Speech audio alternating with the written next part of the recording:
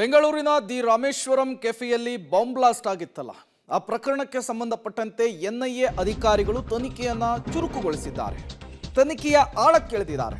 ಬೆಂಗಳೂರಿನಲ್ಲಿ ಇಬ್ಬರನ್ನ ಇದೇ ಪ್ರಕರಣಕ್ಕೆ ಸಂಬಂಧಪಟ್ಟಂತೆ ಎನ್ಐಎ ನ್ಯಾಷನಲ್ ಇನ್ವೆಸ್ಟಿಗೇಷನ್ ಏಜೆನ್ಸಿ ವಶಕ್ಕೆ ಪಡೆದಿದೆ. ಬಾಂಬರ್ ಮುಜಾವಿರ್ ಹುಸೇನ್ಗೆ ಸಹಾಯ ಮಾಡಿದಂತಹ ಇಬ್ಬರನ್ನ ವಶಕ್ಕೆ ಪಡೆದುಕೊಳ್ಳಲಾಗಿದೆ.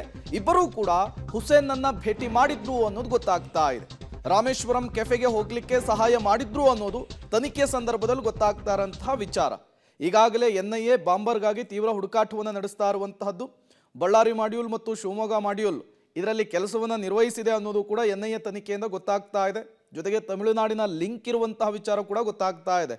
ಇದರ ಮುಂದುವರೆದ ಭಾಗವಾಗಿ ಸಿಲಿಕಾನ್ ಸಿಟಿ ಬೆಂಗಳೂರಿನಲ್ಲಿ ರಾಷ್ಟ್ರೀಯ ತನಿಖಾ ದಳ ಅಂದರೆ ಎನ್ಐಎ ಇಬ್ಬರನ್ನ ವಶಕ್ಕೆ ಪಡೆದುಕೊಂಡು ವಿಚಾರಣೆಯನ್ನ ಮಾಡ್ತಾ ಇರುವಂತಹದ್ದು. ಈ ಇಬ್ಬರಿಗೂ ಬಾಂಬ್ ಬ್ಲಾಸ್ಟ್ ಪ್ರಕರಣಕ್ಕೂ ನಂಟೇನು ಅಂದರೆ, ಈ ಇಬ್ಬರೂ ಕೂಡ ಬಾಂಬರನ್ನ ದಿ ರಾಮೇಶ್ವರಂ ಕೆಫೆ ಹೋಟೆಲ್ ತಲುಪಲಿಕ್ಕೆ ಸಹಾಯ ಮಾಡಿದ್ರು ಅನ್ನೋದು ಪ್ರಾಥಮಿಕವಾಗಿ ಸಿಗ್ತಾ ಇರುವಂತಹ ಮಾಹಿತಿ. ಈ ಮಾಹಿತಿಯನ್ನು ಆಧರಿಸೇನೆ ಇಬ್ಬರಿಗೆ ಈಗ ಖೆಡ್ಡಾವನ್ನ ತೋಡಿದೆ ಎನ್ಐಎ. ಇಬ್ಬರನ್ನ ವಶಕ್ಕೆ ಪಡೆದುಕೊಂಡಿದೆ ಎನ್ಐಎ. ಈಗ ಅವರಿಬ್ಬರನ್ನು ಕೂಡ ವಿಚಾರಣೆಗೊಳಪಡಿಸ್ತಾರೆ. ಅವರಿಂದ ಮತ್ಯಾವ್ಯಾವೆಲ್ಲ ಮಾಹಿತಿ ಸಿಗುತ್ತೆ, ಏನೆಲ್ಲ ಒಂದಿಷ್ಟು ಮಾಹಿತಿಗಳನ್ನು ಕ್ರೋಢೀಕರಿಸಿ ಮತ್ತಷ್ಟು ಜನರನ್ನು ವಶಕ್ಕೆ ಪಡೆಯುವಂತಹ ಸಾಧ್ಯತೆ ಕೂಡ ಇದೆ. ಮತ್ತಷ್ಟು ಡೀಟೇಲ್ಸ್ ಅನ್ನು ಕೊಡ್ತಾರೆ. ಇದೇ ವಿಚಾರಕ್ಕೆ ಸಂಬಂಧಪಟ್ಟಂತೆ ನಮ್ಮ ಕ್ರೈಮ್ ಬ್ಯೂರೋ ಹೆಡ್ ಮುರಳಿ ದೂರವಾಣಿ ಸಂಪರ್ಕದಲ್ಲಿ ಜಾಯಿನ್ ಆಗಿದ್ದಾರೆ. ಮುರಳಿ, ಬೆಂಗಳೂರಿನಲ್ಲಿ ಇಬ್ಬರನ್ನ ಎನ್ಐಎ ವಶಕ್ಕೆ ಪಡೆದುಕೊಂಡಿರುವಂತಹದ್ದು, ಇವರ ಹಿನ್ನೆಲೆ ಮತ್ತು ಯಾವ ಕಾರಣಕ್ಕೆ ಅನ್ನೋದನ್ನ ಡೀಟೇಲ್ಸ್ ಕೊಡಬಹುದಾ ಅಂತ?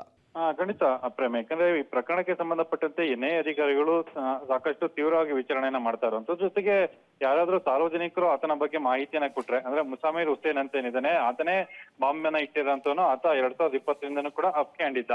ಈಗ ಇನ್ನು 2024 ಈಗ ಇದೇ ತಿಂಗಳು ಮಾರ್ಚ್ 1ನೇ ತಾರೀಕು ಬಾಂಬೆನ ರಾಮೇಶ್ವರಂ ಕೆಫೆಯಲ್ಲಿ ಇಟ್ಟಿದ್ದ. ಆ ಸಂದರ್ಭದಲ್ಲಿ ಆತನಿಗೆ ಸಹಾಯ ಮಾಡಿದಂತ ಬೆಂಗಳೂರಿನ ಇಬ್ಬರನ್ನ ತಮ್ಮ ವಶಕ್ಕೆ ಪಡೆದುಕೊಂಡು ವಿಚಾರಣೆ ಮಾಡ್ತಾ ಇದಾರೆ ಅನ್ನೋದ್ರ ಬಗ್ಗೆ ಮಾಹಿತಿಗಳು ಸಿಗ್ತಾ ಇರೋಂಥದ್ದು.